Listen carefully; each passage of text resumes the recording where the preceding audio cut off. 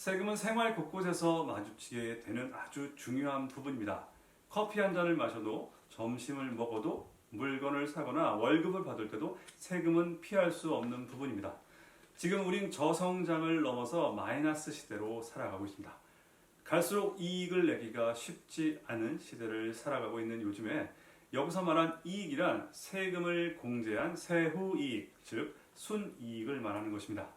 결국 이익에서 세금을 제외한 이익이 중요한데요. 세금을 줄일 수 있는 절세 방법을 아는 것이 매우 중요하겠습니다. 세금은 크게 국세와 지방세로 나뉩니다. 국가가 나서서 거두는 세금이 국세, 또 지방자치단체가 나서서 거두는 세금이 바로 지방세입니다. 또 소득에 대한 소득세와 소비에 대한 소비세로 나뉠 수 있는데요. 소득이 없으면 소득세도 없는 거죠. 또 소비를 안 하면 소비세도 없습니다. 그러나 우리가 살면서 소득이나 소비가 없을 수는 없겠죠. 그래서 세금을 줄이려는 세테크가 필요한 것입니다. 그런 의미에서 최고의 재테크는 바로 세테크인 것이죠. 특히 직장인 세테크의 기본은 바로 연말정산의 구조를 이해하고 실행하는 것이 중요한데요. 세금은 내가 속한 과표와 세율을 알고 있어야 됩니다. 여기서 과표란 세금을 부과하는 기준이 되는 표와 그에 적용되는 세율을 알고 계시면 최소한 세금을 줄이는데 도움이 되실 겁니다. 먼저 세금을 줄이려면 소득을 줄여야 하는데요. 대표적인 게 신용카드, 체크카드, 현금 영수증 같은 소득 공제 항목을 철저히 신경 쓰셔야 한다는 것입니다. 소득이 있으면 그에 맞는 소비가 반드시 동반되겠죠. 그래서 소비에도 전략이 필요한 것입니다. 먼저 내 소득을 알아야 됩니다. 올해 나의 소득을 먼저 적어놓고 올해 신용카드 사용 금액이 내 소득의 25%를 초과하는지 소비를 점검해 보셔야 합니다. 만약 총 급여의 25%를 초과했다면 신용카드는 그 초과 금액의 15%, 또 직불카드나 체크카드는 30%를 300만 원 한도까지 소득 공제를 해드리고 있습니다.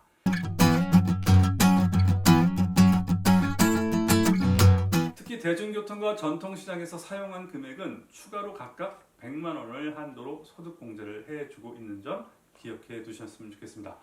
그래서 신용카드와 체크카드의 사용 비중을 점검하는 것이 굉장히 중요한데요. 소득 금액이 연간 100만 원 이하의 부양가족이 계시다면 가족카드를 발급하셔서 사용하는 것도 아무래도 유리한 방법이 아닌가 생각이 됩니다.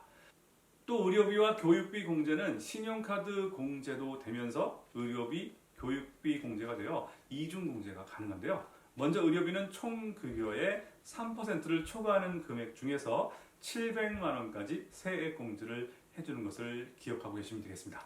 특히 안경, 컨택트 렌즈, 치아 보철비, 라식 수술비, 또 장애인의 보장기구 등을 구입하셨다면 해당 업체의 영수증을 발급받아서 연말정산 시에 회사에 제출하시면 세액공제 혜택을 받을 수 있기 때문에 꼭 기억하셔서 누락되는 일이 없도록 신경 쓰시면 좋겠습니다. 혹시 맞벌이 부부시라면 소득이 적은 사람에게 의료비 공제를 받는 것이 유리한데요. 의료비는 부양가족 기준이 나이나 소득을 따지지 않기 때문에 공제 범위가 교육비 공제보다 훨씬 넓어서 함께 알아두시면 좋겠습니다. 또 교육비 공제는 공제 대상에 나이 제한은 없지만 소득 금액 100만 원 이하인 기본 공제 대상자를 위해 지출한 교육비만 공제가 가능하다는 점도 기억해 두시길 바라겠습니다. 특히 학교 급식비, 교과서 비용, 방과 후 수업료나 취약 전 아동의 학원비 등도 이중 공제가 가능하니 꼭 증빙 영수증을 챙겨 두시기 바라겠습니다. 이번에는 소비에만 절세를 할 수 있는 것이 아니고 저축과 투자에도 절세가 숨어 있는데요. 바로 저축도 하고 세금도 환급받을 수 있는 가장 효과적인 방법이 바로 연금 저축을 통한 세액 공제가 있겠습니다.